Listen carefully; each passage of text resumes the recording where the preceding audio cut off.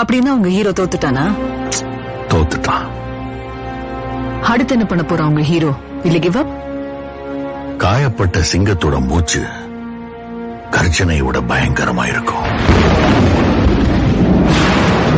What do you mean? இப்போ காட்டு தீயே பத்திச்சு.